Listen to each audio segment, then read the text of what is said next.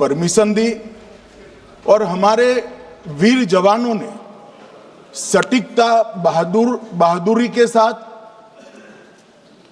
पाक स्थित आतंकवादी अड्डों को चूर चूर करने का काम किया।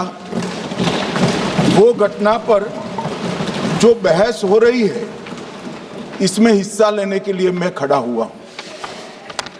माननीय अध्यक्ष जी, सबसे पहले पहलगांव में जो नृशंस हत्या की गई निर्दोष नागरिकों की, धर्म पूछकर उनको मारा गया, इनके परिवार के सामने मारा गया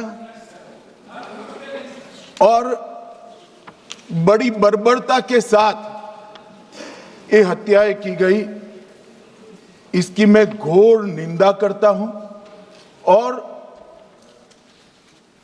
जो मारे गए हैं इनके परिजनों के साथ अत्यंत हृदय की गहराइयों से मैं संवेदना भी व्यक्त करना चाहता हूं। ऑपरेशन सिंदूर के जवाब में पाकिस्तान के हमारे नागरिक ठिकानों पर गोलीबारी की, इसमें भी कुछ नागरिक हताहत हुए, गुरुद्वारा भी टूटा, मंदिर भी टूटा।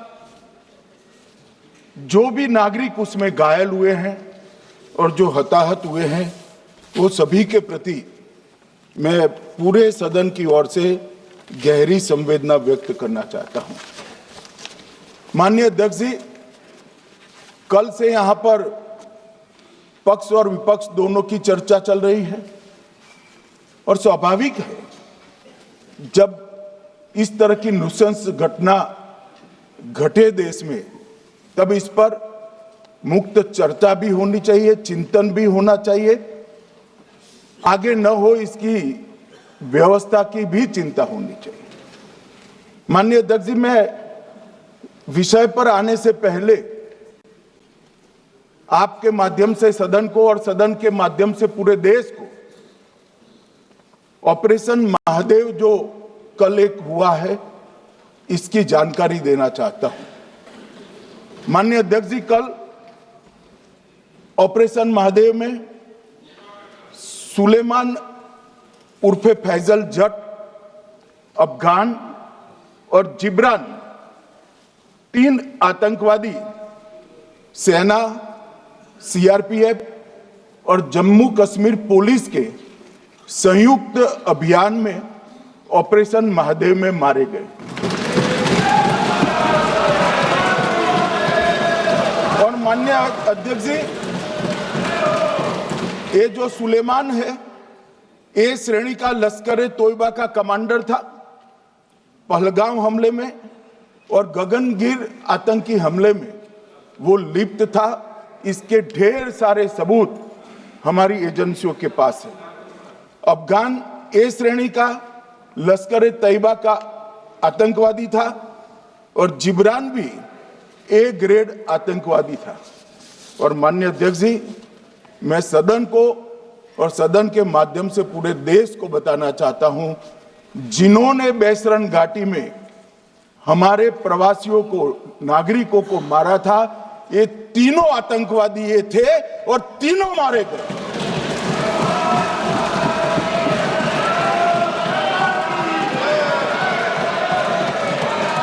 और मान्यवर, मैं आज इस सदन के माध्यम से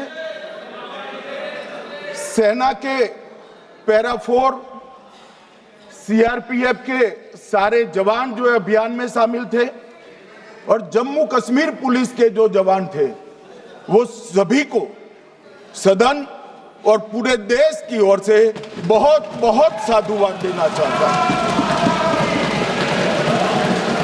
माननीय अध्यक्ष जी, मैं इस ऑपरेशन महादेव के बारे में थोड़ा डिटेल में बताना चाहूंगा। ऑपरेशन महादेव की शुरुआत 22 मई 2025 को, एक प्रकार से तो जिस दिन हत्या हुई थी उसी दिन रात को 22 मई 2025 को हुई। जिस दिन हत्या हुई थी उसी दिन रात को एक सुरक्षा मीटिंग की गई थी जम्मू कश्मीर में। ये पूछ रहे थे, कोई गए नहीं, सिर्फ राहुल गांधी गए। अब आपकी आंख कौन से चश्मे से देख रही है मुझे मालूम नहीं माननीय अध्यक्ष जी। 1 बजे हमला हुआ, मैं 5:30 बजे श्रीनगर में उतर चुका था। माननीय अध्यक्ष जी, अरे सुनो सुनो, मैं बताता हूँ ना 22 में, सुनो ना प्लीज, धैर्य रखकर सुनो, हमने आपको नहीं टोका है, सुनना पड़ेगा भाई, ऐसे नहीं चलेगा। माननीय अध्यक्ष जी, नहीं, पर बैठे बैठे मत बोलिए आप भी। माननीय अध्यक्ष जी, 23 अप्रैल को टिप्पणी मत करिए। एक सुरक्षा मीटिंग की गई, सभी सुरक्षा बल, सेना, CRPF, BSF, Jammu Kashmir police, और सबसे पहले उसमें निर्णय किया गया कि जो नृशंस हत्यारे हैं वो देश छोड़कर पाकिस्तान भाग न पाए, इसकी हमने पुख्ता व्यवस्था की और भागने नहीं दी। 22 मई को आईबी के पास एक ह्यूमन इंटेल आई और एक क्षेत्र के अंदर, दाची गांव क्षेत्र के अंदर आतंकवादियों की उपस्थिति की सूचना मिली।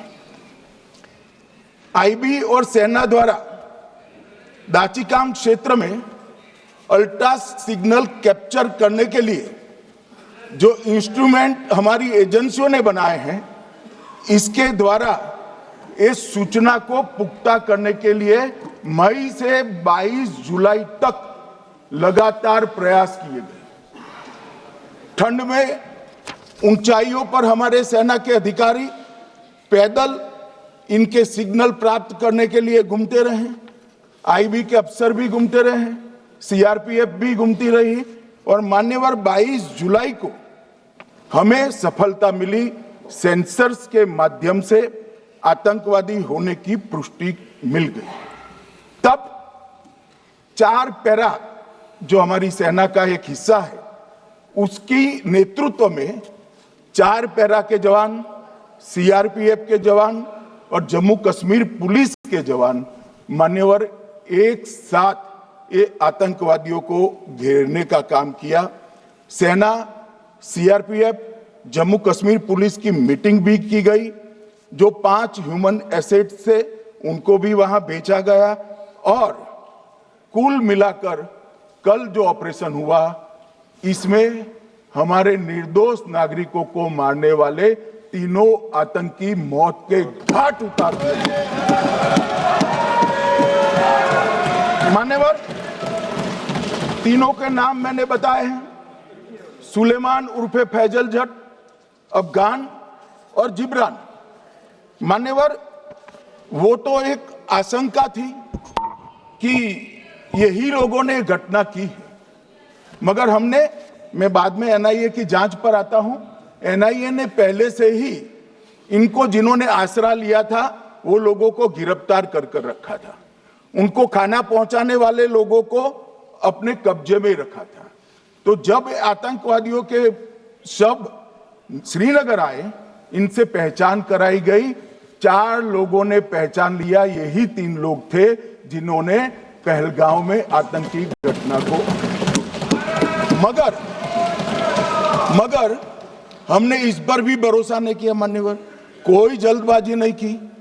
हमने जो आतंकी घटना स्थान से कारतूस मिले थे, वो कारतूस का एफएसएल रिपोर्ट पहले से करा कर रखा था, और चंडीगढ़ सेंट्रल एफएसएल के अंदर बैलिस्टिक रिपोर्ट के आधार पर उनका रिपोर्ट तैयार था। जब ये कल आतंकवादी मारे गए, इनकी 3 राइफलें पकड़ी गई, एक M9 अमेरिकन राइफल थी और 2 AK-47 राइफल थी। जो कारतूस मिले थे वो भी M9 और AK-47 के भी थे, मगर हमने इससे भी संतोष नहीं माना। ये राइफलों को एक विशिष्ट विमान के द्वारा कल रात को 12 बजे चंडीगढ़ पहुंचा गया, और पूरी रात फायरिंग कर इसके भी खाली खोखे जनरेट किए गए। 2 खोखों का मिलान किया गया, राइफल की नाली और निकले हुए खोखों का भी मिलान हो गया, तब ये तय हो गया कि इन्हीं 3 राइफलों से हमारे निर्दोष नागरिक मारे गए। और मान्यवर,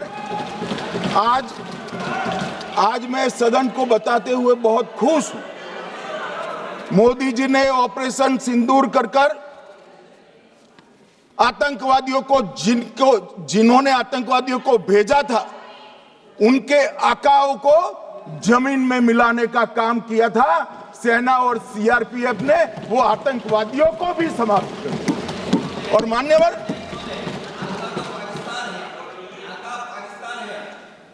कौन पाकिस्तान से आपकी बात होती है क्या? अरे बैठ जाओ भाई।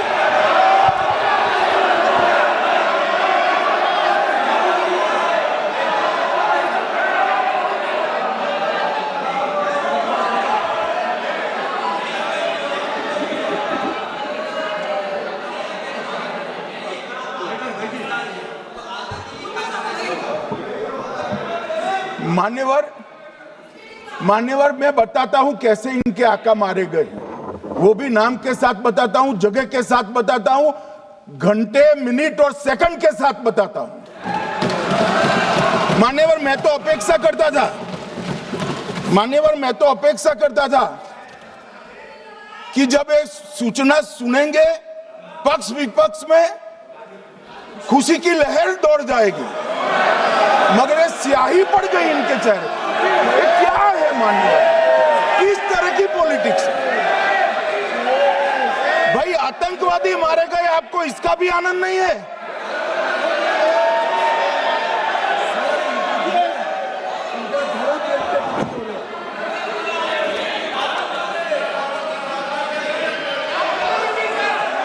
अखिलेश जी बैठ जाइए, मेरा पूरा जवाब सुनिए, आपका सब जवाब आ जाएगा।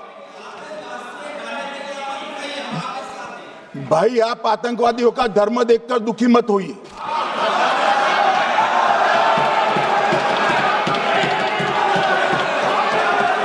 अखिलेश बैठ जाइए यार।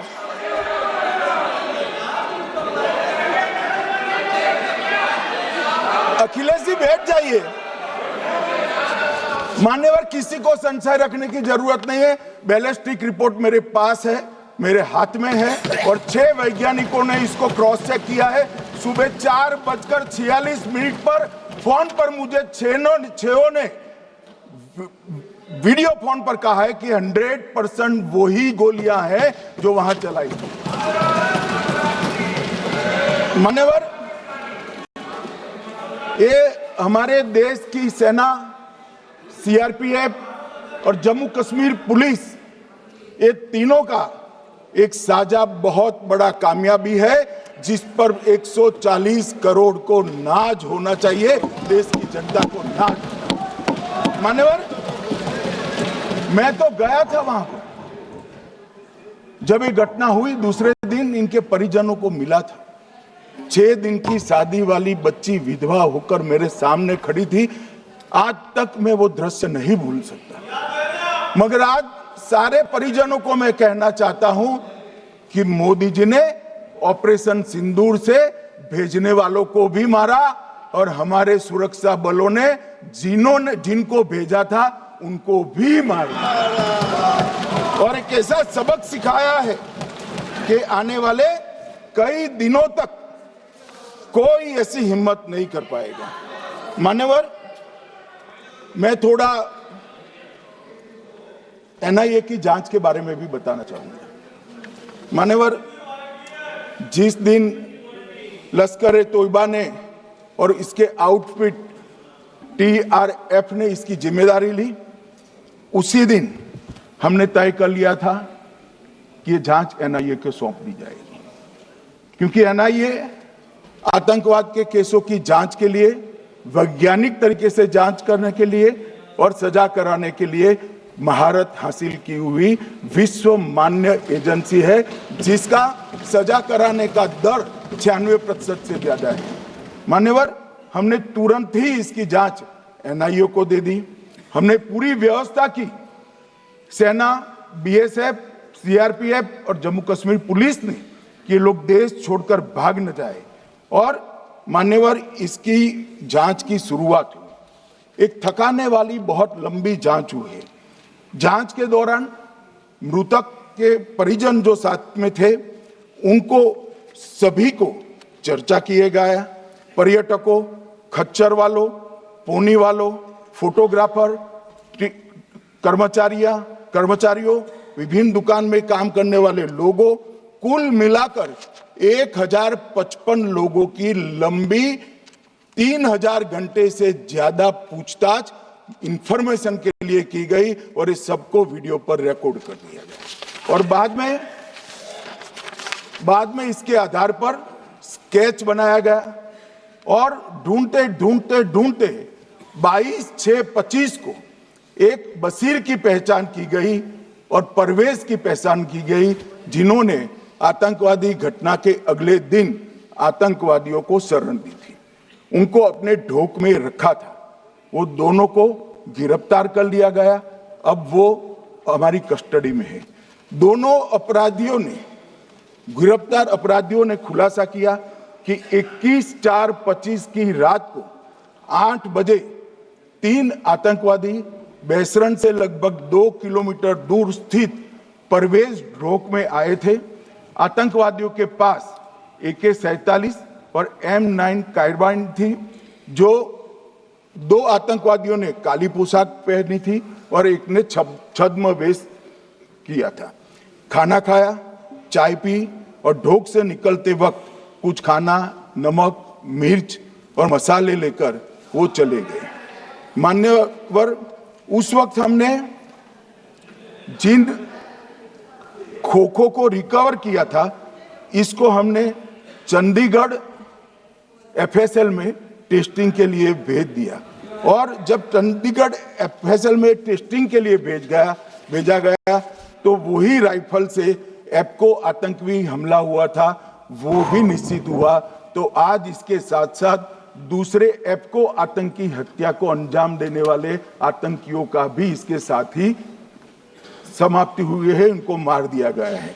मान्यवर, और इसके बाद में स्केच बनाया गया।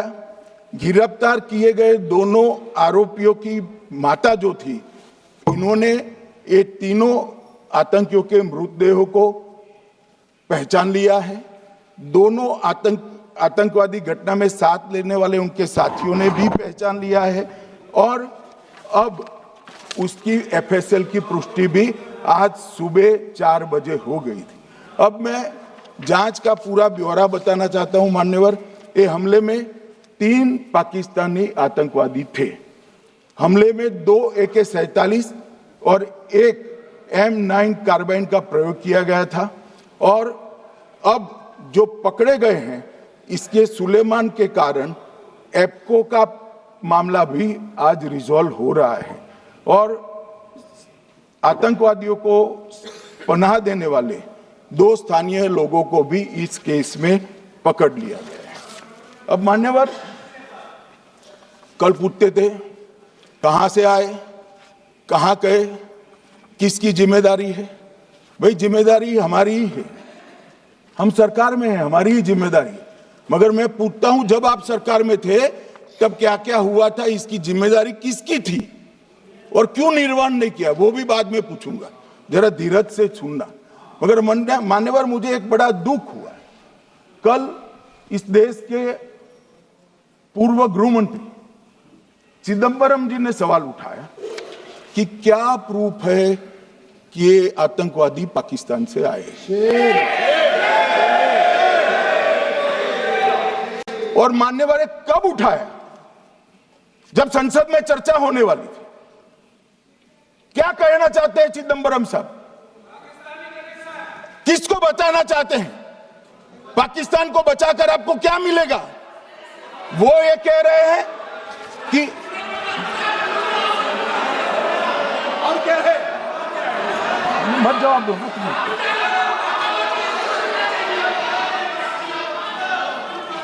मान्यवर, हमारे पास, मैं आज चिदंबरम साहब को कहना चाहता हूं, मैं आज चिदम्बरम साहब को आपके माध्यम से कहना चाहता हूं, हमारे पास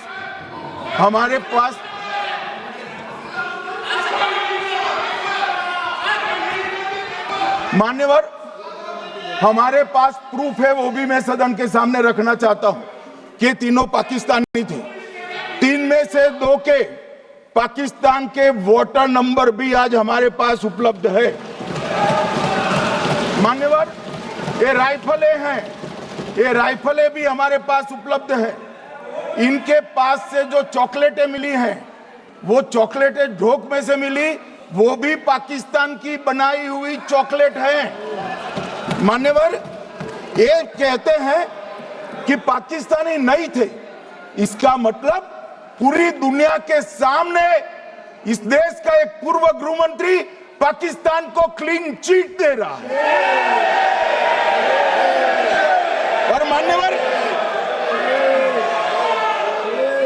और मान्यवर वो पाकिस्तानी आतंकवादी नहीं थे, ऐसा बोलकर श्री चिदम्बरम अगर पाकिस्तानी आतंकवादी नहीं थे तो पाकिस्तान पर हमला क्यों किया, वो भी सवाल खड़ा कर रहे हैं।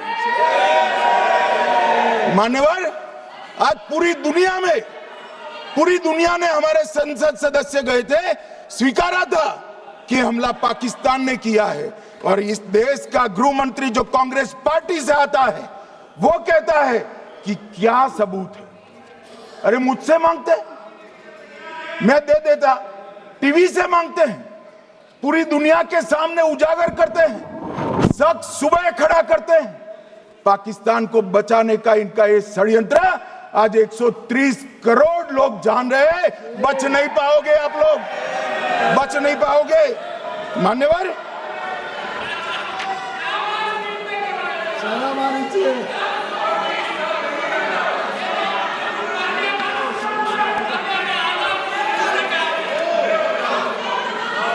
मान्यवर, अब मैं पहलगांव आतंकी हमला और ऑपरेशन सिंदूर, ये दोनों घटनाक्रम के लिए मान्यवर ये अभी से थक जाते हैं।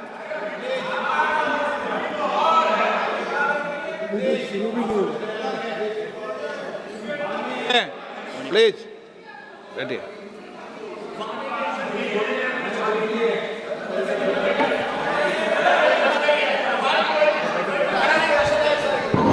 मान्यवर, मैं आपके माध्यम से कहना चाहता हूं, थोड़ा धैर्य रखे भैया, अभी तो शुरू हुआ है। मान्यवर, मैं पहलगांव आतंकी हमला और ऑपरेशन सिंदूर के बारे में पूरा घटनाक्रम बताना चाहता हूं। कल ढेर सारे सवाल उठाए। वैसे तो मुझे लगता था कि कल रक्षा मंत्री जी के भाषण के बाद शायद कांग्रेस पार्टी सपोर्ट में भाषण देना शुरू करेगी और अगर थोड़ी बहुत जनता की इच्छा की परख होती तो वो ही करते, मगर नहीं करा, क्योंकि रक्षा मंत्री जी ने बहुत बारीकी से ऑपरेशन सिंदूर की सफलता, इसकी जरूरियात, इसकी प्रासंगिकता और इसके परिणाम, इसके बारे में बहुत अच्छे तरीके से सदन के माध्यम से पूरी देश की जनता के सामने रखा जाए। मगर फिर भी उन्होंने बहुत सारे सवाल किए। अब सवाल किए हैं तो मुझे जवाब देना भी पड़ेगा, उनको सुनना भी पड़ेगा। मान्यवर, मैं पूरा घटनाक्रम बताना चाहता हूं।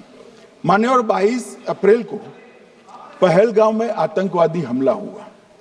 इसमें 26 लोग मारे गए, 25 भारतीय और 1 नेपाली नागरिक। हमने उसी वक्त मैं श्रीनगर जाने के लिए निकल गया। रात को ही सुरक्षा बलों की मीटिंग कर ये भाग न पाए इसकी व्यवस्था की। माननीय मोदी जी ने 23 और 30 अप्रैल को सीसीएस की मीटिंग चेयर की। ये कह रहे हैं, मैं आज बताना चाहता हूं कि सीसीएस की 23 अप्रैल की मीटिंग में क्या हुआ। सबसे पहला कांग्रेस पार्टी का ब्लंडर था सिंधु जल संधि, इसको स्थगित करने का काम नरेंद्र मोदी जी ने किया। हमने अटारी के माध्यम से एकीकृत जांच चौकी जो चलती थी उसको बंद कर दिया। पाकिस्तानी नागरिकों के सार्क वीजा को सस्पेंड कर सभी को वापस पाकिस्तान भेजने का काम किया। पाकिस्तान स्थित उच्चायोग में रक्षा, सैन्य, नौसेना के सलाहकारों को अवांछनीय व्यक्ति घोषित किया। संख्या को 55 से घटाकर 30 किया और सीसीएस ने ये संकल्प लिया कि जहां पर भी ये आतंकवादी छुपे हैं उनको और उनकी ट्रेनिंग करने वाले अड्डों को सेना, पुलिस, सीआरपीएफ, बीएसएफ उचित जवाब देगी। मान्यवर, जिस तारीख को ये हुआ उसी दिन ये निर्णय हो चुका। मान्यवर, इसके बाद में कल गोगाई जी कहते थे मोदी जी 24 को पहलगाम जाने की जगह बिहार गए। सुनो यार। मान्यवर, मोदी जी जब ये पहलगाम घटना हुई यहां नहीं थे, विदेश में थे। आने के बाद तुरंत सीसीएस बैठक की और मोदी जी जिस दिन बिहार गए उस दिन पहलगाम में कुछ नहीं, कोई नहीं था, सिर्फ राहुल गांधी थे। सारे लोग चले गए थे, सारे लोग वहां से अपने अपने ठिकाने पर चले गए थे। मगर इन्होंने एक बात कही, उस पर मेरी आपत्ति है मान्यवर। उन्होंने कहा 24 अप्रैल को चुनावी भाषण किया। मान्यवर, देश का नेतृत्व करने वाले देश के प्रधानमंत्री की फर्ज होती है कि देश की संप्रभुता पर, देश के नागरिकों पर अगर ऐसा जघन्य हमला होता है तो जनता की भावनाओं के अनुरूप जवाब देना चाहिए। मान्यवर, मैं आज आपकी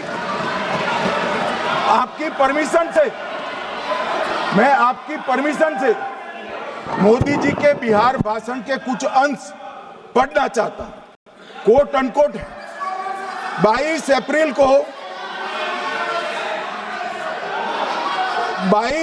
को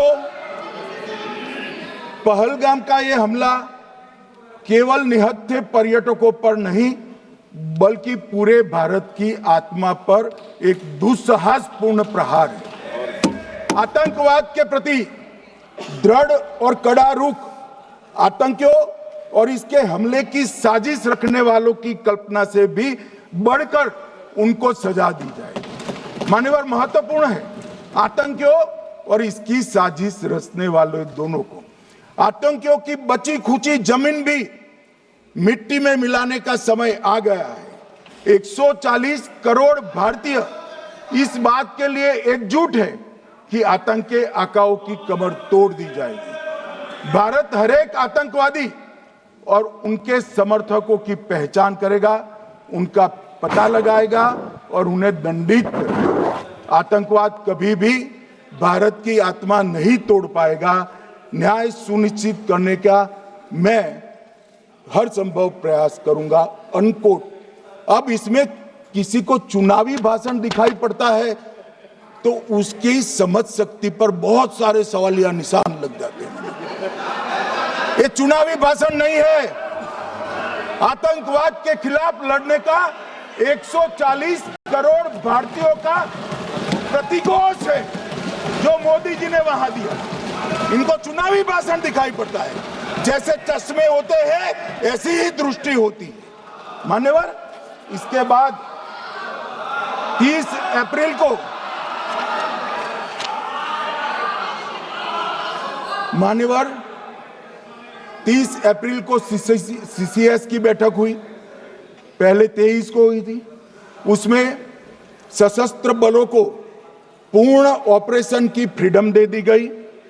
प्रधानमंत्री मोदी जी ने सीसीएस की उपस्थिति में रक्षा मंत्री, एनएसए और सेनाओं के प्रमुख के साथ बैठकर पूर्ण ऑपरेशनल फ्रीडम देने का काम किया और इसके बाद ये ऑपरेशन सिंदूर हुआ। मान्यवर, ऑपरेशन सिंदूर 7 मई को रात को 1:04 से 4 मिनट से 1:24 तक चला। उसमें पाकिस्तान के 9 आतंकी ठिकानों को ध्वस्त कर दिया और पूरी दुनिया ने इसके दृश्य देखे। साहब, इससे बड़ा संयमित हमला नहीं हो सकता। आजकल दुनिया में युद्ध चल रहे हैं, हम देख रहे हैं, बच्चे मर रहे हैं, महिलाएं मर रही, निर्दोष मर रहे। हमने 9 आतंकी अड्डों को समाप्त किया, परंतु एक भी सिविलियन नहीं मारा गया, केवल और केवल आतंकी मारे गए। स्थान थे मरकज सुभान अल्लाह बहावलपुर, मरकज तैयबा मुरीद के, महमूना जाया कैंप सियालकोट, अरे नाम सुनो काम में आएंगे, सरजाल camp Sialkot, Sawai Nala camp Muzaffarabad, Syedna Bilal camp Muzaffarabad, Gulpur camp Kotli, Barnala camp बिंगबर्ग और अब्बास कैंप कोटली। मान्यवर, सर्जिकल स्ट्राइक और एयर स्ट्राइक में हमने पाक ऑक्यूपाई कश्मीर में ही हमला किया, एक प्रकार से भारत के हिस्से पर ही हमला किया। पाक ऑक्यूपाई कश्मीर हमारा ही है, तो हमने तो हमारे हिस्से में हमला किया, मगर इस बार 100 किलोमीटर अंदर घुसकर पाकिस्तान की भूमि पर आतंकवादियों को तबाह करने का काम। और मान्यवर, ये आतंकी के ठिकानों पर हमला हुआ, इसमें मारा कौन गया? हाफिज मोहम्मद जमील जैसे मोहम्मद के प्रमुख मौलाना मसूद अजहर के बहनोई, मुदस्सर खादियान मरकज तैयबा मुरीद का प्रमुख, याकूब मलिक जेएम पदाधिकारी, मोहम्मद हमसा जमील जेएम ऑपरेटिव, मोहम्मद यूसुफ अजहर गंभीर रूप से घायल था, फिर मारा गया। जैसे मोहम्मद का आमिर मोहम्मद हसन खान गंभीर रूप से घायल था, फिर मारा गया। जेएम ऑपरेटिव मोहम्मद हसन गंभीर रूप से घायल हुआ।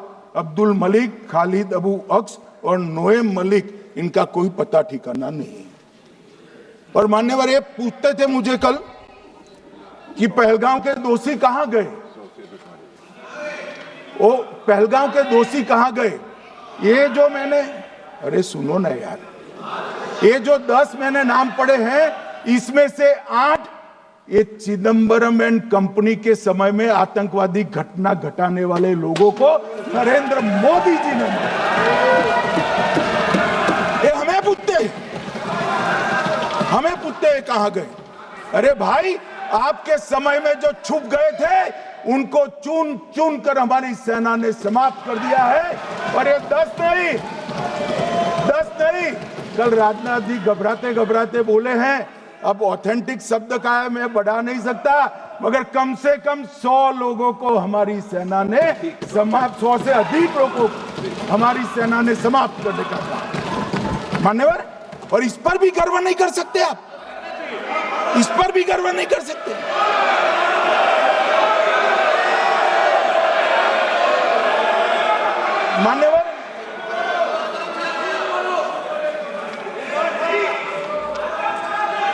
मान्यवर 7 मई को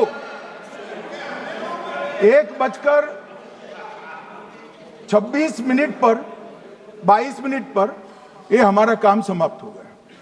हमारे डीजीएमओ ने उनके डीजीएमओ को बता दिया कि भाई, हमने आतंकवादी हमलों पर स्थानों पर सिर्फ हमला किया है, इनके हेडक्वार्टर पर हमला किया है, जो हमारा आत्मरक्षा का अधिकार है।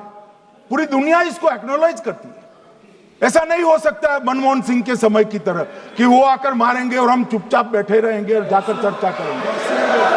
नरेंद्र मोदी सरकार, ऐसा नहीं हो सकता। डोजियर भेजते रहेंगे। उरी में हमला हुआ, हमने सर्जिकल स्ट्राइक किया। पहलगाम में हमला हुआ, एयर स्ट्राइक करा। और अरे पुलवामा में हुआ, एयर स्ट्राइक करा। और पहलगाम में हमला किया 100 किलोमीटर अंदर जाकर 9 अड्डों और 100 से ज्यादा आतंकवादियों को समाप्त। मान्यवर, अब देखिए, हमने तो हमला किया था पाकिस्तान स्थित टेररिस्ट ठिकानों पर। अब पाकिस्तान से गलती हो गई, टेररिस्ट ठिकानों पर जो हमला किया था उसको वो अपने पर का हमला मान बैठे और पूरी दुनिया में कहते थे कि हमारा टेररिज्म से कोई लेन देन नहीं है। ये तो अब ऐसे ही ग्रुप करते, हम तो विक्टिम है, जो मनमोहन सिंह ने सर्टिफाइड भी कर दिया था कि ये भी विक्टिम है। मान्यवर, मगर दूसरे दिन इनकी श्रद्धांजलि का कार्यक्रम हुआ और पाकिस्तान को मालूम नहीं पड़ा कि ये पूरी दुनिया देखेगी। सेना के आला अफसर उनके नमाजे जनाजा में उपस्थित हुए, उनके जनाजे को कंधा दिया और ये सारे आतंकवादियों के जनाजे के जुलूस के अंदर पाकिस्तानी सेना, इनके अफसर, आईएसआई के अफसर, वहां की पुलिस के अफसर अश्रुभीनी आंख के साथ जुड़े थे। और मान्यवर, ये सिंदूर ने पाकिस्तान को पूरी दुनिया में एक्सपोज कर दिया कि पाकिस्तान के अंदर टेररिज्म स्टेट स्पॉन्सर्ड टेररिज्म है। ये पूरी तरह से मान्यवर, पूरी तरह से एक्सपोज हो गया। 8 मई को पाकिस्तान ने हमारे रिहायशी इलाकों में हमला किया, हमारे सेना के अड्डों पर हमला किया, मगर एक भी मिसाइल से उनका कुछ नुकसान नहीं कर पाई। बहुत नजदीक से की हुई गोलाबारी के कारण हमारे गुरुद्वारा टूटा, एक मंदिर टूटा, कुछ हमारे नागरिक हताहत हुए। और दूसरे दिन 9 मई को मोदी जी ने सेना को हुक्म दिया, एक मीटिंग करी, राजनाथ जी, मोदी जी, एनएसए, सेना के सारे अध्यक्ष, और जवाब देने का तय किया और उनके 11 एयरबेस को क्षतिग्रस्त करने का काम किया। मान्यवर, 8 एयरबेस इतने सटीक तरीके से तोड़े गए, पाकिस्तान की पूरी एयर डिफेंस सिस्टम धरी की धरी रहेगी, कुछ नहीं कर पाई। नूर खान चकलाला एयरबेस तोड़ दिया गया, मुरीद तोड़ दिया गया, सुगुर्दा तोड़ दिया गया, रफीकी तोड़ दिया गया, रहीम यार खान तोड़ दिया गया, जकोबाबाद तोड़ दिया गया, सुक्कुर और भोलारी भी तोड़ दिए। और सुक्कुर, लाहौर, अरिफवाला, चुनेन, जकोकाबाद और नया चोर, ये 6 रडार सिस्टम भी उनके पूरी तरह से ध्वस्त कर दिए। 2 surface to air guided weapon Lahore और ओकारा में इनका जखीरा भी समाप्त कर दिया गया। और मान्यवर, ये हर चीज में पॉलिटिक्स करते हैं, हर चीज में। जब उन्होंने हमारे रिहायशी इलाकों पर हमला किया, फिर भी हमने इनके रिहायशी इलाकों पर हमला नहीं किया, सिर्फ इनके एयरबेस और एयर डिफेंस सिस्टम को निशाना बनाया और उनकी आक्रमण करने की क्षमता को पंगु कर रख दिया। हमारी पूरी सेना, पूरी वायुसेना, पूरी नौसेना अक्षुण्ण थी और उनकी हमला करने की क्षमता को हमने छिन्न विछिन्न कर दिया। पाकिस्तान के पास शरण में आने के अलावा और कोई चारा ही नहीं था। इसलिए मान्यवर, इसलिए 10 मई को डीजीएमओ ने, पाकिस्तान के डीजीएमओ ने भारत के डीजीएमओ को फोन किया और 5 बजे हमने इस संघर्ष को विराम किया। अब मान्यवर,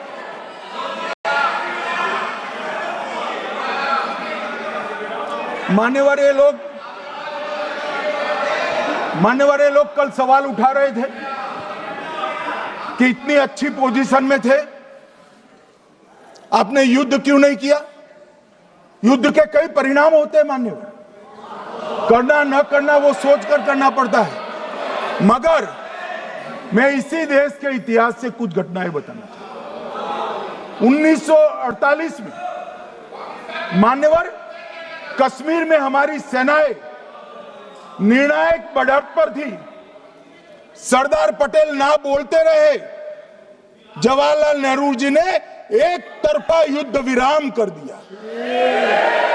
और मान्यवर मैं बड़ी जिम्मेदारी के साथ कहता हूं, मैं इतिहास का विद्यार्थी हूं। पाक ऑक्यूपाई कश्मीर का अगर अस्तित्व है तो जवाहरलाल नेहरू जी की ये युद्ध विराम के कारण है। इसका जिम्मेदार जवाहरलाल नेहरू है।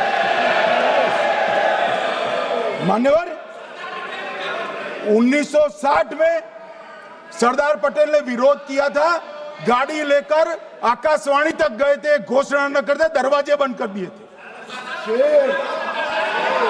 मान्यवर 1960 में सिंधु जल पर भौगोलिक व रणनीतिक रूप से हम बड़े मजबूत थे और उन्होंने सिंधु समझौता क्या किया, 80% भारत का पानी पाकिस्तान को दे दिया। मान्यवर 62 के लड़ाई की बात मैं बाद में करता हूं। 65 की लड़ाई में हाजीपीर जैसे स्ट्रेटेजिक जगह पर हमने कब्जा किया था। 66 में उसको लौटा दिया गया। मैं 71 के युद्ध की भी बात करना चाहता हूं। मान्यवर 71 में कल राजनाथ जी ने भी बताया, पूरे देश ने इंदिरा जी का समर्थन किया था। उन्होंने पाकिस्तान के 2 टुकड़े कर दिए। बहुत बड़ी विजय थी भारत की और सदियों तक भारत इस विजय पर गर्व करेगा। हम सब भी करते हैं, हमें कोई आपत्ति नहीं। मगर हुआ क्या मान्यवर, युद्ध की विजय की चकाचौंध में क्या हुआ? 93 हजार युद्धबंदी हमारे पास थे, 93,000 और 15,000 वर्ग किलोमीटर क्षेत्र पाकिस्तान का हमारे पास था। 93,000 युद्धबंदी, उस वक्त की पाकिस्तान की सेना का 42% और 15,000 वर्ग किलोमीटर क्षेत्र। मगर शिमला में समझौता हुआ, पाक ऑक्यूपाई कश्मीर मांगना ही भूल गए। अगर उस वक्त पाक ऑक्यूपाई कश्मीर मांग लेते, न रहेगा बांस न बजती बांसुरी। ये कैंप तोड़ने की जरूरत न पड़ती साहब आपको, हमको। मान्यवर इतना ही नहीं, पाक ऑक्यूपाई कश्मीर तो नहीं लिया, मांगना ही भूल गए। 15,000 वर्ग किलोमीटर की जीती हुई भूमि भी वापस दे दी। तय हुआ था पाकिस्तानी नरसंहार के लिए युद्ध अपराध न्यायाधिकरण बनेगा, नहीं बना। सेना ने पूर्वी पाकिस्तान में नरसंहार किया था। 195 पाकिस्तानी अधिकारियों पर मुकदमा चढ़ना था। भुट्टो अपने साथ इंदिरा जी के सामने से छुड़ा कर ले गए। जनरल मानेक शॉ का एक कोट अनकोट कहता हूं, जनरल मानेक शॉ का, जो एक प्रकार से आर्किटेक्ट माने जाते हैं बांग्लादेश विजय के, इन्होंने कहा कि भुट्टो ने भारत के नेतृत्व को मूर्ख बनाया। अब जो शब्द है, मैं आप कोट अनकोट है, इसमें मेरा कुछ नहीं है, ये लोग गुस्सा न हो सकते। I told her into bracket Indira Gandhi, Indira ji को कहा that he into bracket Bhutto के लिए, he has made monkey out of you. समझ में आता है? ये फील्ड मार्शल साहब ने कहा है मान्यवर, और ये हमें सिखा रहे, ये नहीं किया, वो नहीं किया, फलाना नहीं किया, ठिकाना नहीं किया। अरे भाई, आप तो पाकिस्तान को क्लीन चिट दे रहे हो कि पाकिस्तान ने हमला ही नहीं किया है। क्या अधिकार है आपको पूछने का? कोई अधिकार नहीं है साहब। देखिए क्या होता है, मैंने कहा पाकिस्तान को क्लीन चिट दे रहे हो, तो कनी मोदी जी कह रही है कि हम नहीं दे रहे। कनी मोदी जी, माननीय अध्यक्ष जी, आपके माध्यम से मैं कनी मोदी को बताना चाहता हूं, माननीय सदस्य जी को, कि वो कह रही है हमने नहीं दिया। मगर जिसके साथ बैठते हो उसका दोस्त तो आपके सर पर आएगा ना। चिदंबरम जी कर रहे हैं, आपके राज्य से है, कांग्रेस के प्रमुख नेता है। देश के पूर्व गृह मंत्री कह रहे हैं कि पाकिस्तान ने आतंकवादी नहीं भेजे थे। क्या क्लीन चिट देना चाहते? किसी को अधिकार नहीं है साहब यहां आतंकवाद पर बोलने का, किसी को अधिकार नहीं। मान्यवर, मैं अब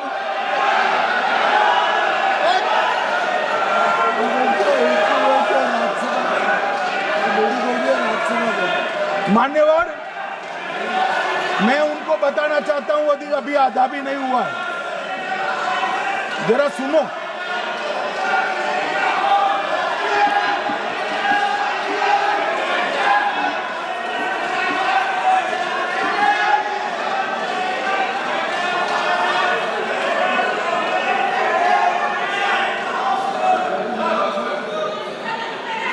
मान्यवर,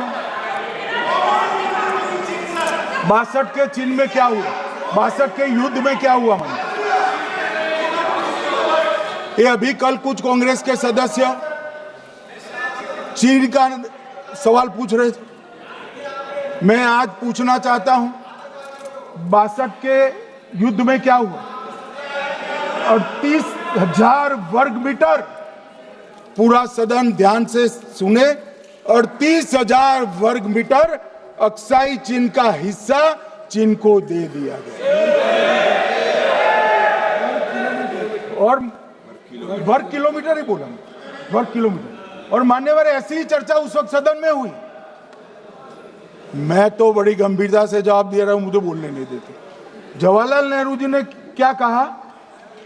वहां घास का एक तिनका भी नहीं उगता है, वो जगह को क्या करे? तो एक संसद सदस्य ने, नेहरू जी का सर मेरे जैसा था, महावीर प्रसाद त्यागी जी ने कहा कि आपके सर पर भी एक बाल नहीं, वो चीन बेच दे क्या? मान्यवर इस तरह से जवाब देते थे, नॉन सीरियस टाइप के जवाब। और कल गोगोई जी बड़ा बड़ा उछल उछल कर बोल रहे थे। अरे गोगोई जी, आपको मालूम है उन्होंने चीन के बारे में, आसाम के बारे में क्या कहा था? आसाम को आकाशवाणी पर बाय बाय कह दिया था। रिकॉर्डिंग है, रिकॉर्डिंग है।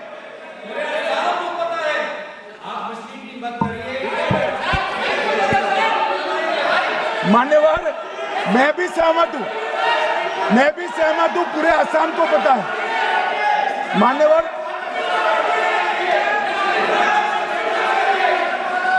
मान्यवर,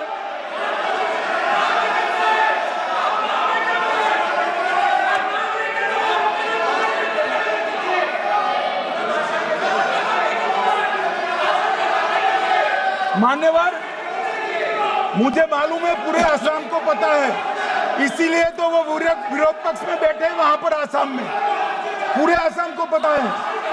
और मान्यवर,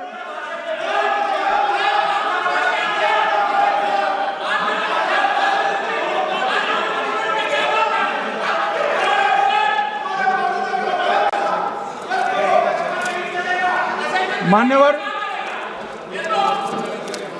मान्यवर, जोर से बोलने से सत्य को छिपाया नहीं जा सकता।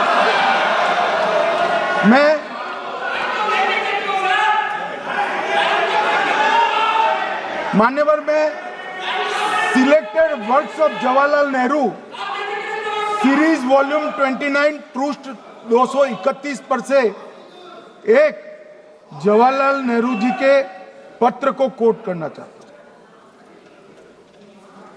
अनौपचारिक रूप से संयुक्त राज्य अमेरिका ने यह सुझाव दिया कि चीन को संयुक्त राष्ट्र में तो ले लिया जाए, मगर सुरक्षा परिषद को नहीं, सुरक्षा परिषद में भारत को लेना चाहिए। यह अमेरिका का प्रस्ताव था। नेहरू जी ने कहा, हम इसे स्वीकार नहीं करते क्योंकि इससे चीन के साथ हमारे संबंध खराब होंगे और चीन जैसे महान देश को बुरा लगेगा। मान्यवर, आज चीन सुरक्षा परिषद में है और भारत बाहर है। मोदी जी प्रयास करें अंदर ले जाने का। इसका कारण जवाहरलाल नेहरू का ये स्टैंड है।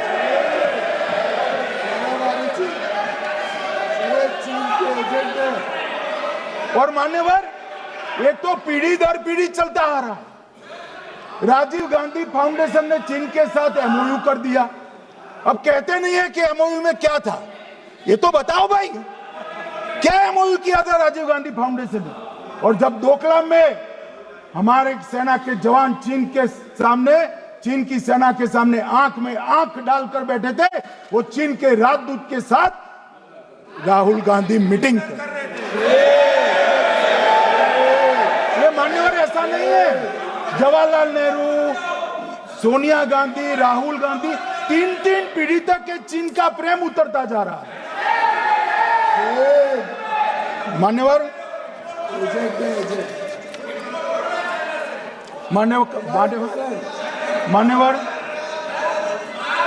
मैं अभी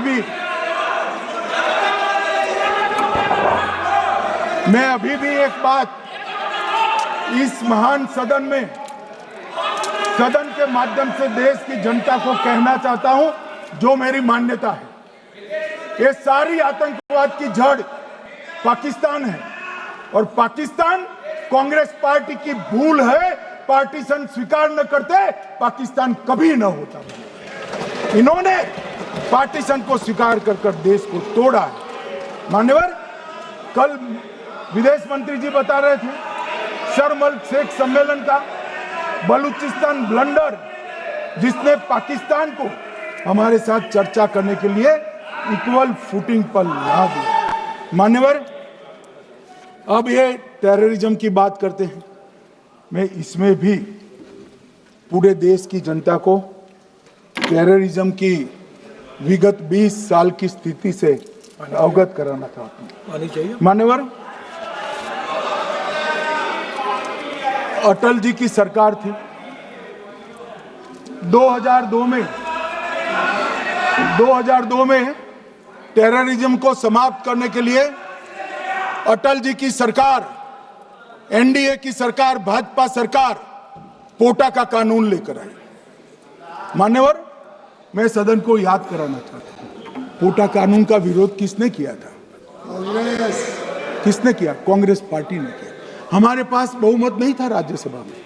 मजबूरन हमने कानून को घिर गया, मजबूरन संयुक्त सत्र बुलाना पड़ा, और पोटा कानून संयुक्त सत्र में पारित हुआ। देश नहीं भूल सकता मान्यवर। और पोटा कानून को रोककर आज भी कांग्रेस पार्टी के नेता जब बोले तब कहे, पोटा कानून को रोककर किसको बताना चाहते थे आप? किसको बचाना चाहते थे? पोटा तो आतंकवादियों के खिलाफ था। पोटा को रोककर अपनी वोट बैंक का उल्लू सीधा करने के लिए आप आतंकवादियों को बचाना चाहते। और मान्यवर, 2004 में अटल जी की सरकार गई, मनमोहन सिंह, सोनिया गांधी की सरकार आई। आते ही पहला काम क्या किया मान्यवर? पहली ही कैबिनेट में पोटा कानून को रद्द कर दिया। मैं फिर से पूछता हूं, किसके फायदे के लिए कांग्रेस पार्टी ने पोटा कानून रद्द किया? जवाब दीजिए जरा यहां पर। और मान्यवर, इसके बाद क्या हुआ? 2004 के दिसंबर में पोटा कानून रद्द हुआ। 2005 में अयोध्या में रामलल्ला के टेंट पर हमला हुआ, आतंकवादी मारे गए। मुंबई लोकल ट्रेन 2006-5 में रामलल्ला पर हमला, 6 में मुंबई ट्रेन में बम धमाके 187 लोग मारे गए। 2006 डोडा उधमपुर में हिंदुओं पर हमला, 34 लोग मारे गए। 2007 हैदराबाद 44 लोग मारे गए। 2007 यूपी लखनऊ वाराणसी 13 लोग मारे गए। रामपुर सीआरपीएफ कैंप, वहां पर हमला हुआ 2008 में। 2008 में श्रीनगर के आर्मी के काफिले पर हमला हुआ, 10 सुरक्षा बल मारे गए। मुंबई आतंकी हमला 2008 में हुआ, 246 लोग मारे गए। जयपुर में 8 बम धमाके हुए, 64 लोग मारे गए। 2008 में अहमदाबाद में 21 बम धमाके हुए, 57 लोग मारे गए। दिल्ली में 2008 में 5 धमाके हुए, 22 लोग मारे गए। और पुणे की जर्मन बेकरी 17 लोग मारे गए। वाराणसी में 10 में धमाका हुआ, 11 में मुंबई में 3 धमाके हुए, 27 लोग मारे गए। अब मैं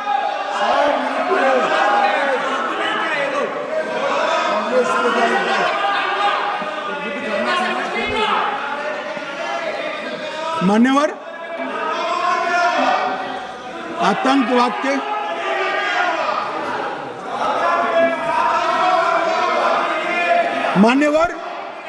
आतंकवाद के खिलाफ लड़ाई होती, कभी वो हमला करते हैं, मगर सवाल ये है कि इन्होंने 5 से 11 के बीच में 27 जघन्य हमले किए, 1000 के करीब करीब लोग मारे गए। आपने क्या किया? क्या किया आपने? जवाब दीजिए, क्या किया? और मैं राहुल गांधी जी को चैलेंज देना चाहता हूं, इन्होंने इस आतंकवादी हमलों के खिलाफ उनकी सरकार ने जो कदम उठाए, यहां खड़े रहकर हिम्मत से बताए देश की जनता को, कुछ नहीं किया मान्यवर। ये यहां से आतंकवादियों की फोटो पाकिस्तान भेजते रहे, डोजियर भेजते रहे। और मान्यवर ये कहते हैं कि आपके समय में भी हमले हुए। मैं उनको अंतर समझाना चाहता हूं, वो देख नहीं पा रहे। मान्यवर, हमारे समय में जो भी आतंकवादी घटना हुई, पाक प्रेरित और कश्मीर सेंट्रिक हुई। देश के हिस्से में 2014 से 2025 तक एक भी घटना नहीं हुई है मान्यवर। ये नरेंद्र मोदी सरकार है मान्यवर। और कश्मीर में भी आज स्थिति ऐसी हुई है, उनको पाकिस्तान से आतंकवादी भेजने पड़ते हैं। कश्मीर में आतंकवादी अब हमारे नहीं बनते हैं मान्यवर। और मैं सलमान खुर्शीद जी को भी याद करना चाहता हूं। एक बार मैंने बड़े सवेरे में नाश्ता करता था, टीवी पर उनको रोते हुए देखा। मुझे लगा क्या हुआ, कोई बड़ी घटना हो गई। तो रोते रोते वो श्रीमती सोनिया गांधी के घर से बाहर आ गए कि बाटला हाउस की घटना देखकर सोनिया जी फूट फूट कर रो पड़ी।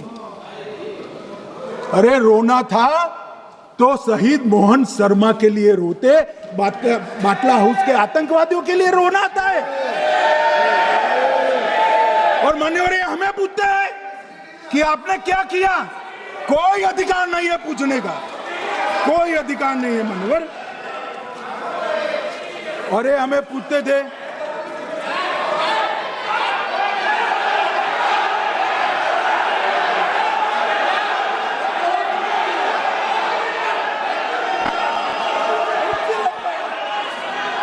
मान्यवर, अभी 25% बाकी।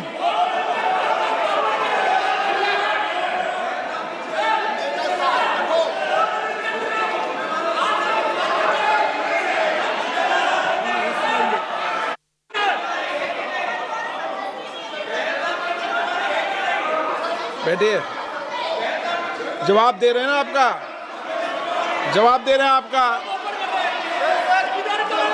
पहलगांव के बाद जो घटनाक्रम घटित उसका जवाब दे दिया ना माननीय गृह मंत्री जी ने। आपने पूछा आतंकवादियों क्या हुआ, आतंकवादियों का जवाब दे दिया। क्या पूछना चाहते हैं आप? आपने हर सवाल पूछा, हर सवाल जवाब सुनिए माननीय गृह मंत्री जी।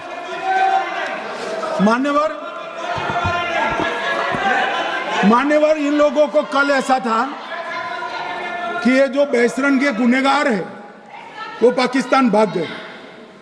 तो बड़े आवाज से पूछते थे, भाग गए भाग गए भाग गए, गृहमंत्री क्या करता है, जिम्मेदारी ले। हमारी तो सेना ने ठोक दिया, सीआरपीएफ ने ठोक दिया मान्यवर। अब मेरा तो जवाब बनना ना देता है ना वो मांगना बनता है, मगर मैं उनको कुछ पूछना चाहता हूं।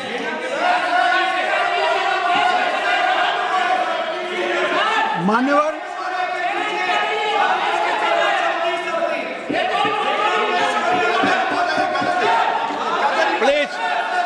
मारेगी तो सेना ही ना, सेना अब ऐसे भी मारेगी ना,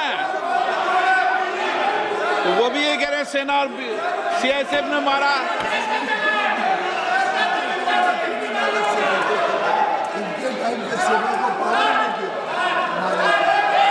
मान्यवर ये कहते हैं, साहब इसको बिठाओ जरा।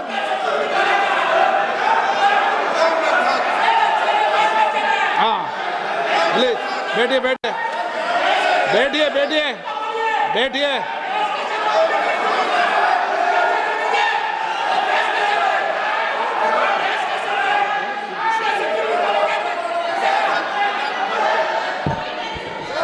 सबको मान्यवर ये लोग मुद्दा उठाना चाहते हैं तो जरूर उठाए। मैं आज सुबह ही सलमान खुर्शीद जी का वो इंटरव्यू मेरे मोबाइल में रिजर्व कर आया हूं। आप जब भी कहोगे ये पूरे टीवी पर बताने के लिए मैं तैयार हूं। सेव कर आया हूं। इनकी इच्छा है तो कल एक समय तय करिए, यहां बता दीजिए चारों टीवी में, और देश की जनता भी देख ले।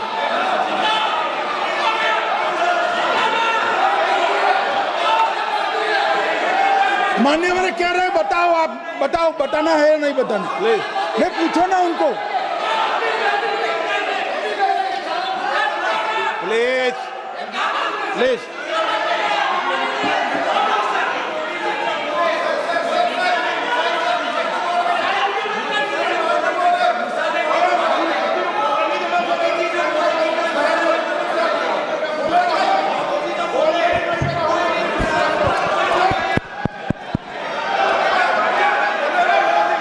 बिट्टू बैठ जा।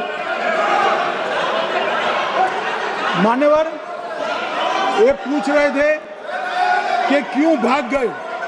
अब मेरा समय काफी जाएगा, मैं जरा संक्षिप्त में कहता हूं, घटनाओं पर नहीं जाऊं।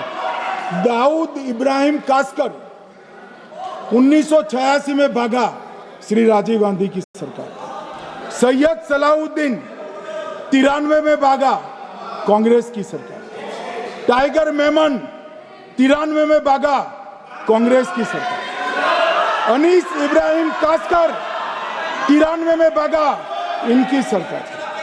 रियाज भटकल 2007 में भागा, इनकी सरकार। इकबाल भटकर 2010 में भागा, इनकी सरकार। मिर्जा सादाब बेग 2009 में भागा, इनकी सरकार।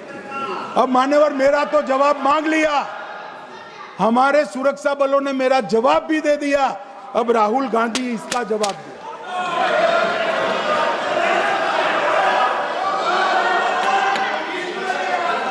मान्यवर अब मैं कश्मीर के विषय में मैं बात करना चाहता हूं। कल कहते थे कि गृह मंत्री ने भाषण किया था कि 370 की कलम जाएगी तो आतंकवाद कम हो जाएगा। क्या हुआ? मान्यवर मेरा हिसाब देना बनता है। हम भारतीय जनता पार्टी के कार्यकर्ता हैं, ये नरेंद्र मोदी जी की सरकार है, हम जवाबदेह होते हैं जनता के प्रति, संसद के प्रति और देश के हितों के प्रति। मैं आज देश की जनता के सामने 2004 से 14 और 2015 से 25 10-10 साल का लेखा जोखा रखना चाहता हूं। 2004 से 14 में अखंड सोनिया मनमोहन की सरकार थी 10 साल की, और 15 से 25 अखंड रूप से नरेंद्र मोदी जी की सरकार। कश्मीर में टेरर इंसिडेंट 7,217 हुए थे 2004 से 14 में। 70% की कमी के साथ 2150 हो गए 1525। नागरिकों की मृत्यु 2004 से 14 में 1770 हुई, 2015 से 25 में कम होकर 357 हो गई, 80%। सिक्योरिटी फोर्सेस की मृत्यु 1060 हो गई उस वक्त, और हमारे समय में 542 हुई। और टेररिस्टों की मृत्यु में 123% की वृद्धि हुई। ये हमें पूछ रहे हैं क्या हुआ? आंकड़े से भाग नहीं सकते भाई, आंकड़े से भाग नहीं सकते। और अब मैं कहता हूं कि धारा 370 ने कश्मीर में आतंकवादी इकोसिस्टम को नष्ट कर दिया है, जिस धारा 370 को आपने इतने साल तक बचा कर। हमने जीरो टेरर प्लान बनाया है, एरिया डोमिनेशन प्लान बनाया है, मल्टी लेवल डिप्लॉयमेंट किया है, सुरक्षा जेलें बनाई हैं, 98% ट्रायल अब वीडियो पर हो रहे हैं। हमने संचार साधन बसाए हैं और 702 फोन विक्रेता जेल में डाले, 2667 सिम कार्ड बंद किए। हमने एक जमाना था साहब, 10-10 हजार लोगों के जनाजे निकलते थे। पूरे देश ने घटनाएं देखी होगी, बुरहान वानी मर गए, फला मर गए, ढिका मर गए, 10-10 हजार। अब जो मारा जाता है उसको वही दफना दिया जाता है। किसी भी आतंकवादी को उसका महिमा मंडन करने के लिए जनाजे की इजाजत नरेंद्र मोदी के शासन में नहीं। मान्यवर, आतंकवादियों के सगे वाले और समर्थक चुन चुन कर हमने नौकरियों से निकाले, पासपोर्ट रद्द कर दिए हैं, गवर्नमेंट कॉन्ट्रैक्ट रद्द कर दिए हैं। 75 से ज्यादा आतंकी समर्थकों को कोर्ट से ऑर्डर लेकर सरकार से बर्खास्त कर दिया गया है। बार काउंसिल उनके समर्थकों से भरी थी, सस्पेंड कर नया लोकप्रिय चुनाव हमने कराया है। मान्यवर, कई संगठन बैन करे, मैं बाद में बताता हूं। विशेष यूएपीए अदालतें बनाई हैं। लगभग मार्च 22 से 25 के बीच में यूएपीए के 2267 मामले हमने जब्त किए हैं, दर्ज किए हैं, 374 कुर्की किए हैं। और परिणाम क्या है मान्यवर? ये पूछ रहे हैं परिणाम क्या है? शुतुरमुख वृत्ति से अगर मिट्टी में सर रखकर बैठोगे तो कुछ नहीं, सूर्य भी नहीं दिखेगा। मान्यवर, परिणाम आया है। पहले ऑर्गेनाइज्ड टाउन पेल्टिंग साल की 2654 होती थी एवरेज इनकेस में। कितनी मान्यवर? 2654 पथराव होते हैं। 2024 में 0 हो गए। मान्यवर, ऑर्गेनाइज हड़ताल पाकिस्तान से ऐलान करते थे, घाटी बंद रहती थी। पाकिस्तान की भी हिम्मत नहीं है, घाटी में भी हिम्मत नहीं है। इनके समय में साल में 132 दिन घाटी बंद रहती थी। अब ऑर्गेनाइज हड़ताल 3 साल से 0 है। मान्यवर, टाउन पेल्टिंग में नागरिकों की मृत्यु हर साल 112 होती थी। 3 साल से नागरिकों की मृत्यु 0 है। मान्यवर, जख्मी होते थे 6235 लोग टाउन पेल्टिंग में, आज 0। मान्यवर, आज मैं बताता हूं, एक समय में हुर्रियत के नेताओं को यहां वीआईपी ट्रीटमेंट मिलती थी, हुर्रियत के साथ चर्चा करते थे। और ये हुर्रियत वाले आते थे, रेड कारपेट पूरा रोड खाली कर सीधा आता था और मनमोहन सरकार के दूत इनके साथ चर्चा करते थे। सारे हुर्रियत के कंपोनेंट हमने बैन कर दिए हैं, सारे जेल की सलाखों के पीछे। हम कोई हुर्रियत से बात करना नहीं चाहते। मैं सदन में नरेंद्र मोदी जी की नीति दोहराना चाहता हूं। हुर्रियत टेररिस्ट संगठनों के आउटफिट है, हम इनसे बात नहीं करेंगे। हम अगर किसी से बात करेंगे तो घाटी के युवाओं के साथ बात करेंगे, हुर्रियत के साथ।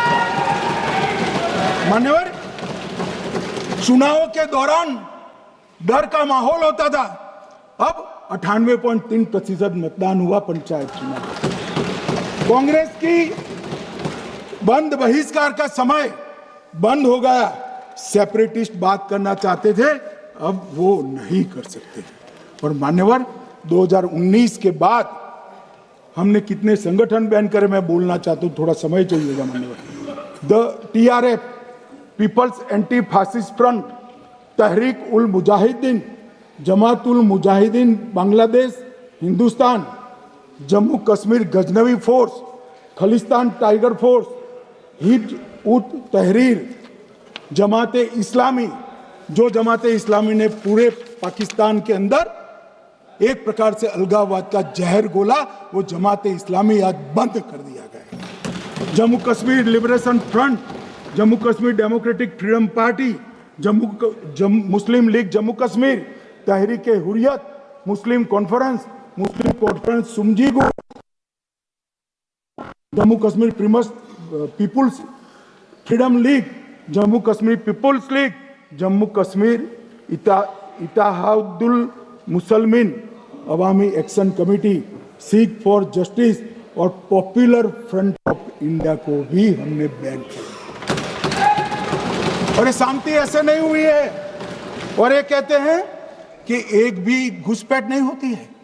कभी गए हो आप पाकिस्तान? तो कई बार गए हो गोगई, आप सीमा पर गए हो? पाकिस्तान तो कई बार गए हो, फिर से बोलता हूं, सीमा पर गए हो? सीमा के माध्यम से पाकिस्तान गए हो? हमारे जवानों की कठिनाई देखो साहब, -43 डिग्री में पहाड़ पर रहकर नदी नालों के बीच में चौकी करते हैं। कोई घुस गए तो क्या हुआ? कोई घुस गया, वो बचेगा नहीं। यहां हम उसको या तो अरेस्ट करेंगे या तो एनकाउंटर में वो मारा जाएगा, बचेगा कोई नहीं। इनको सीमा की भौगोलिक कठिनाइयां मालूम नहीं। वहां मान्यवर कई नदी नाले हैं, वेग से पानी आता है, -46 डिग्री टेम्परेचर है, नीचे सुरंगें बनाते हैं। और ये तो ऐसे कह रहे हैं घुस गए। अरे भाई, आपके मन में तो, आपके समय में तो घुसने की जरूरत ही नहीं थी। आप बुलाते थे वीजा देकर, क्यों घुसेंगे? घुसने की जरूरत ही, जैसे आप पाकिस्तान जाते हो वैसे वो यहां आते। मानवर, अब ये कैसे हमें पूछ सकते हैं? मान्यवर,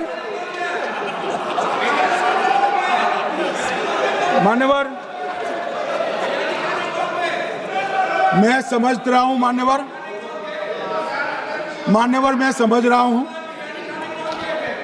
पोटा का विरोध करने वाले को नरेंद्र मोदी की आतंकवादी विरोधी नीति नहीं पसंद आई। मैं समझ रहा हूं, पोटा रद्द करने वाले को नरेंद्र मोदी जी की एंटी टेरर नीति पसंद नहीं आई।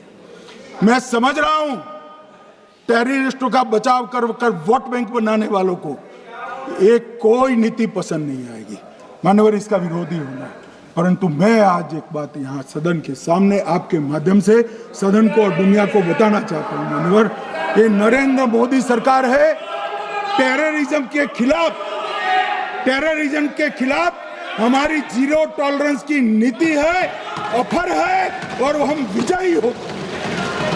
और मान्यवर, मैं फिर से अंत में ऑपरेशन महादेव में जुड़े हुए सेना, सीआरपीएफ और जम्मू कश्मीर पुलिस के सभी जवानों को 2 हाथ जोड़कर प्रणाम कर बहुत